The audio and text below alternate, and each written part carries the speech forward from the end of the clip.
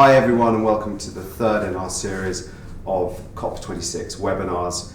My name is Doug Bryden. I head up the Operational Risk and Environment team here at Travers-Smith. Delighted to be joined by Sarah Jane Denton, who is a consultant in our team. So far, in our first of these sessions, we looked at COP26. We kind of explored what it was and why it's so important. In our second session, we then went into a bit more detail to see how this was relevant to the transport sector. And today, as we're building up towards the actual conference itself, we're going to try and read the tea leaves a little bit and see where the kind of political debate is going and see if there's any predictions we can make, which I'm sure will be wrong.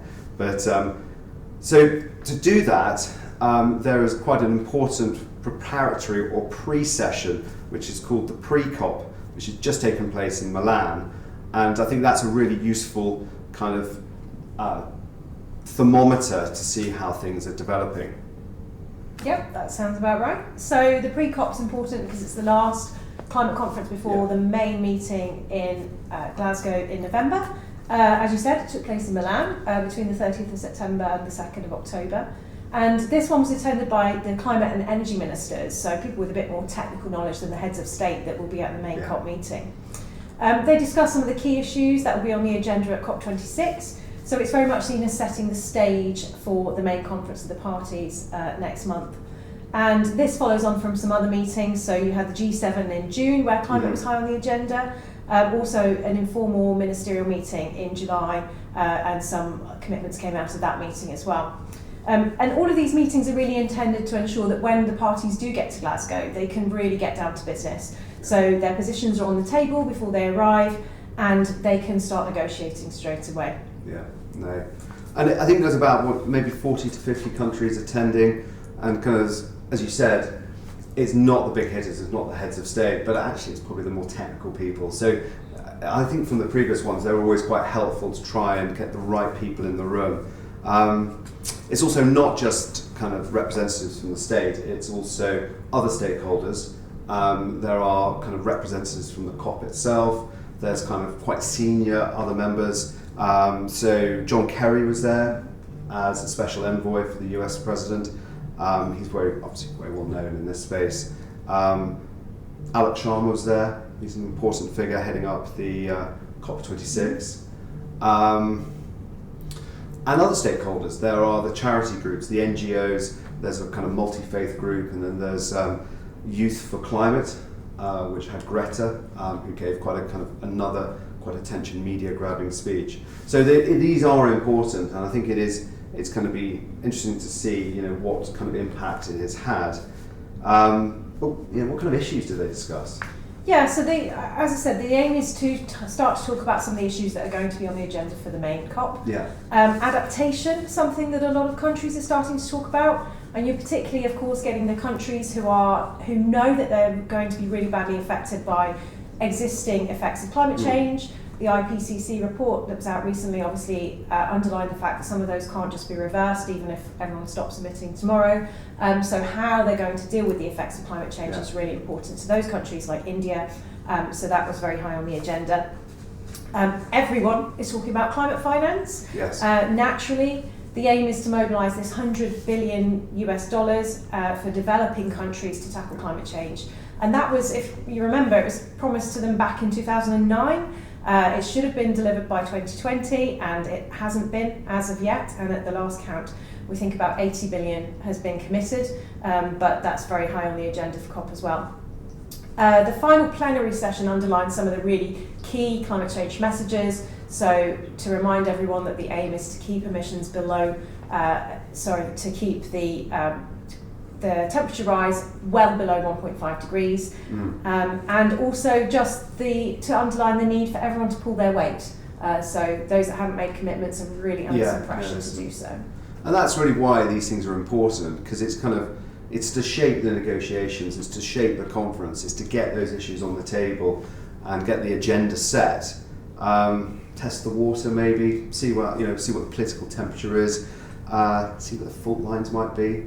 And that's all very useful stuff, but it doesn't really decide anything in itself, so it's very much a preparation. Hopefully you could smooth out some points. I don't think, unfortunately, much was smoothed out. Maybe the opposite this time around. I know there was kind of a key discussion between some of the climate finance piece, where it was potential donor countries with the recipients and trying to kind of work out how that might progress. But again, nothing really decided. But it is a useful word, it does ramp up the pressure. So if you have your laggards or the ones who aren't really committing at the moment, it does help put a bit of pressure on, and maybe even a bit of forming alliances and pacts. I know there's quite interesting discussions between the UK, Italy and the EU, kind of really focusing in on Russia. I'm just thinking, they haven't really committed anything yet. So it does have a purpose to put that pressure up. But is there any more detail? Is there anything more detail coming out of it? Yeah, so we can have a look at a slide now that shows some of the commitments that have been made by countries to date. Not all of these obviously coming directly from the pre-COP, but this slide does show what's been committed up to now. Hopefully some more will arise before COP26 itself. An apples and apples comparison is pretty difficult because there's no set way in which countries have to express their commitments. But if you look at this slide on the top right hand corner, we've got quite a strong commitment from the UK, 68% reduction on 1990 levels. Top left, we've got the US with a really strong commitment as well now, under President Biden obviously. Australia, down at the bottom on the left hand side, has really come up for some serious criticism for failing to really improve its emissions reduction commitment. China's the outlier on this slide because it's chosen a different metric, but generally speaking there's quite a lot of enthusiasm for its commitment to peak its emissions by 2030. Can it reduce that further and peak them by 2025? Let's see what happens in Glasgow. Yeah, and similarly there was quite a discussion around the commitments around climate finance, and these obviously weren't all made at the time, but they're kind of done afterwards. So I think it's at the end of the 28th, or at the end of September, there were some interesting commitments. Again, you can't really compare them because it's not apples for apples. They have different periods, some of them annually. But on this next slide, we've got quite a useful chart which tries to decipher the commitments into something where you can compare. I mean, the UK's number actually is quite large at 13.5 billion. It's kind of publicly stated commitment, but that's over a slightly longer period, a bit like the EU. But there are on that chart, it's quite clear that the US, often criticised by not taking this seriously, is by far the biggest contributor. UK has done well. Japan again has shown strong commitment. Germany, France are actually done very well with the EU as well. And again, unfortunately, Canada and Australia, who have their own, they are quite energy intensive fossil fuel nations in their mining and extractives, haven't really kind of come to the party as yet. So hopefully there'll be a bit of pressure put on them. Just on that, I mean, kind of just looking at the outcomes more generally, there aren't any real outcomes. That's the point of this. It's a preparatory step. That's not surprising. What's slightly, not unsurprising, but slightly disappointing was the tension. It was felt that it didn't go particularly smoothly. It might have been the fact that there was a hybrid of people there. There were some people in person, there were people who were remote or zooming in. And it's that kind of concept of the water cooler moment, the sidebars where some of the real discussions can take place without the glare of the whole arena. That couldn't really happen, and I think we really hope that will be smoothed out for COP26, because I think that's where progress can be made. So a little bit disappointing probably is the way to kind of couch it. I mean, any other thoughts? Yeah, I think that's exactly right.